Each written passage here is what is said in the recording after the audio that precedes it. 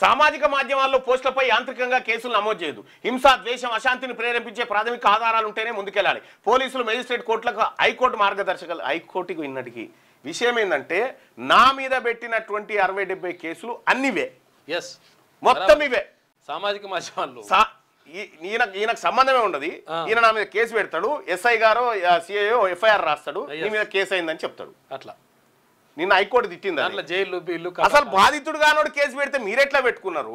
ప్రాథమిక ఆధారాలు లేకుండా ఒక రాజకీయ ప్రేరేపిత వ్యాఖ్యకి మీరెట్లా చేస్తారు అని చెప్పి తిట్టింది. మార్గదర్శకాలు కూడా ఇచ్చింది.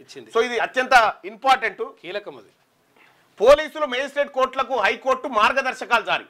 సామాజిక మాధ్యమాల్లోని పోస్టులకు సంబంధించి అందిన ఫిర్యాదులపై కేసులు నమోదు చేసే ముందు ప్రాథమిక విచారణ చేపట్టాలని హైకోర్టు స్పష్టం చేసింది. కేవలం విమర్శనాత్మక అంశాలను సామాజిక మాధ్యమాల్లో పోస్టు చేశారన్న కారణంగా క్రిమినల్ చర్యలు కొనసాగించడానికి వీల్లేదని తెలిపింది. అది సామాజిక మాధ్యమాల్లో విమర్శిస్తే కేసులు పెట్టడానికి వీల్లేదని చెప్పింది.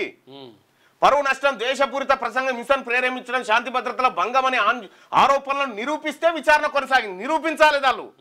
ఇగో వీళ్ళు మాట్లాడడం ద్వారా అక్కడ 2 వర్గాలు కొట్టుకున్నారని నిరూపించాలి. అది ఏం లేదు. కేసీఆర్ హయాంలో నా మీద ఎవరైతే కేసులు పెట్టించిరో ఆయనే ఇప్పుడు ఇది వాదించి ఇది తప్పని చెప్పిండు అన్నట్టు. అట్లా గ్రూప్ 1 వ్యవహారంలో సింగిల్ జడ్జి తీర్పుపై అప్పీలుకు నిర్ణయం. సమీక్షిస్తున్న రాష్ట్ర ప్రభుత్వం, టీజీపీఎస్సీ ఏట్లే మన్ను ఈ సమీక్ష ఏం చేయలేరాడా. గట్టి వీకురాడా. గ్రూప్ 1 మెయిన్స్ పరీక్షల జవాబు పత్రాలను పునర్మూల్యాంకనం చేయించాలని, లేదంటే పరీక్షలను రద్దు చేసి తాజాగా నిర్వహించాలంటూ హైకోర్టు సింగిల్ జడ్జి ఇచ్చిన తీర్పును డివిజన్ బెంచ్లో అప్పీల్ చేయాలని రాష్ట్ర ప్రభుత్వం నిర్ణయించింది. ఇందులో భాగంగా తీర్పులోని అంశాలపై టీజీపీఎస్సీ అధ్యయనం చేస్తుంది. న్యాయపరంగా ముందుకెళ్లే విషయమై సమాలోచన చేస్తుంది. దీనిపై గురువారం టీజీపీఎస్సీ బోర్డు సమావేశమై తదుపరి కార్యాచరణ ప్రకటించే అవకాశాలున్నాయి. హైకోర్టు తీర్పును ప్రభుత్వం కూడా సమీక్షిస్తున్నట్టు తెలుస్తుంది. ఢిల్లీ నుంచి ముఖ్యమంత్రి రేవంత్ రెడ్డి బుధవారం రాత్రి హైదరాబాద్ చేరుకోవడంతో గురువారం ఈ విషయమై ఉన్నతాధికారులతో సమావేశం అవుతారని సమాచారం. ప్రిలిమ్స్, మెయిన్స్ కు వేర్వేరు హాల్ టికెట్ జారీ చేయడంతో కేంద్రాల కేటాయింపులో పారదర్శక లేదని సింగిల్ జడ్జి తన తీర్పులో ఇచ్చింది. ఇది ఇప్పుడు కూడా చెప్తా ఉన్నా, మీరు డబుల్ బెంచ్ కోరి సుప్రీంకోర్టు కోరి ఇది నిలబడితే అడుగురి.